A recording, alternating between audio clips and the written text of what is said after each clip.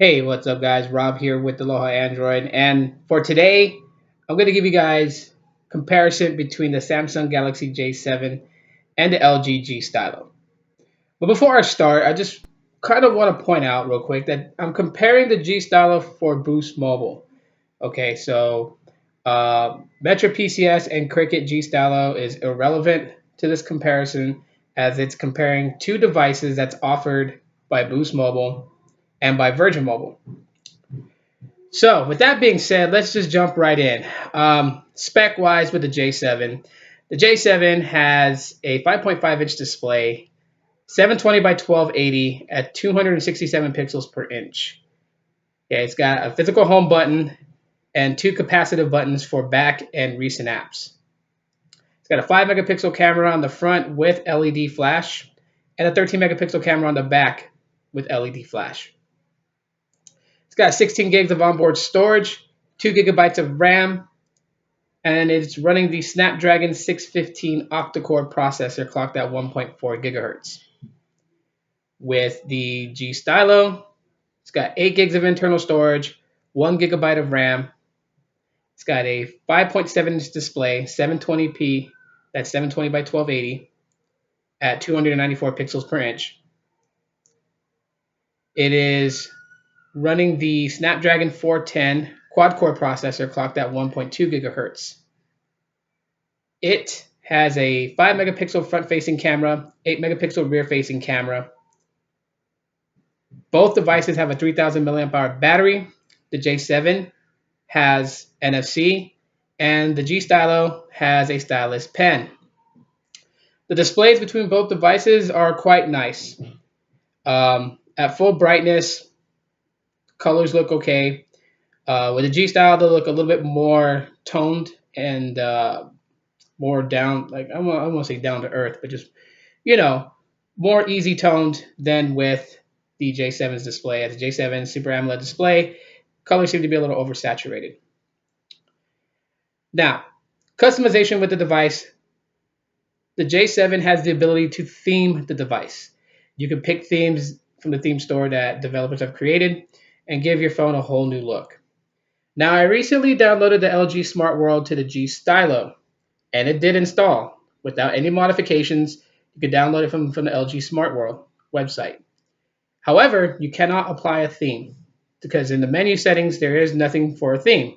However, you can theme the keyboard, download wallpapers, and download LG applications. Hopefully, they'll be unlocking that feature soon with LG Home. So now let's take a look at the cameras, do a couple camera shots and some little comparisons here. So we'll use my Pandroid as the model, and we'll take some photos with the G Stylo first. All right, that's a pretty good one. Okay, so let's flip the camera around and let's use the selfie cam.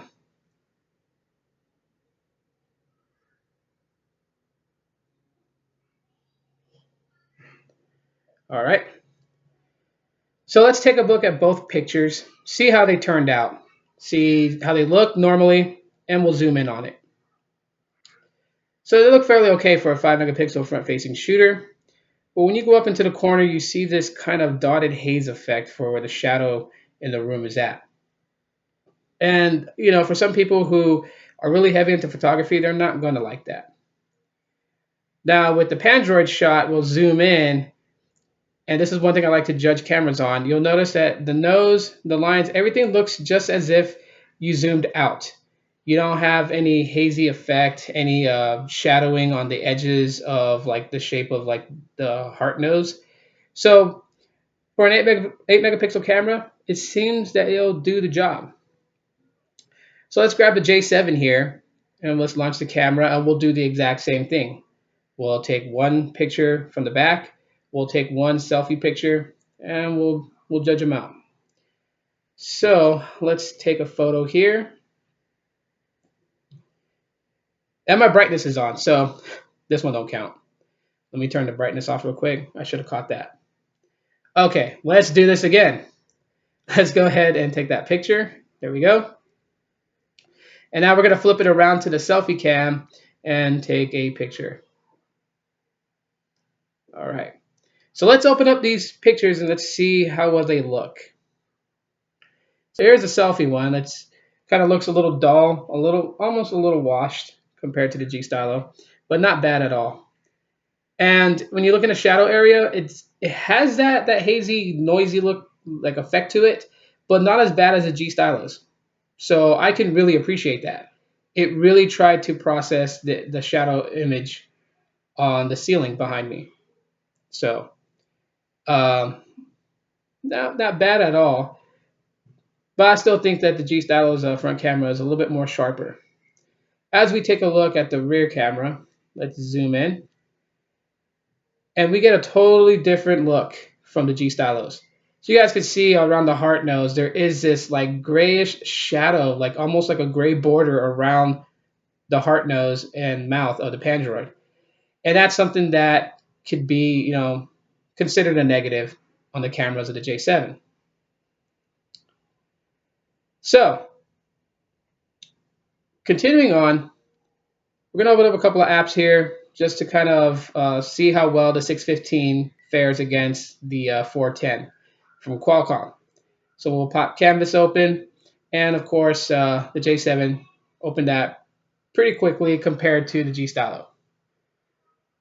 I gotta say, of course, the J7 is going to outperform the G Stylo when it comes to this part, as you're dealing with an octa-core processor against a quad-core processor, and of course, the octa-core should handle things a lot better, but not always is the case. There are times where the 410 could pretty much keep its pace with the 615, and that just depends on the processing of the applications. As you guys see, the Google Play Store, they pretty much open almost identically at the same time. The J7 just slightly edged that. But performance, gaming, and all that stuff does very well on the G Stylo. And one of the things that people will appreciate is that the G Stylo does not get warm as the J7 does during gaming. There is a bit of an issue with the 615 heating up on the initial first boot of the J7 when you first boot it up, that it gets really hot as it is trying to sync all your information from your Google account back onto your device. So that is something that you may want to consider, as I've mentioned in previous videos before. But in total, both phones are pretty good. And we'll talk more on my final thoughts about that. So as you guys can see, they're okay. They're on par with each other. But as I said, both these devices are offered by Boost Mobile, and they're really amazing. Really, what it boils down to is TouchWiz, LG, NFC, or stylus pen.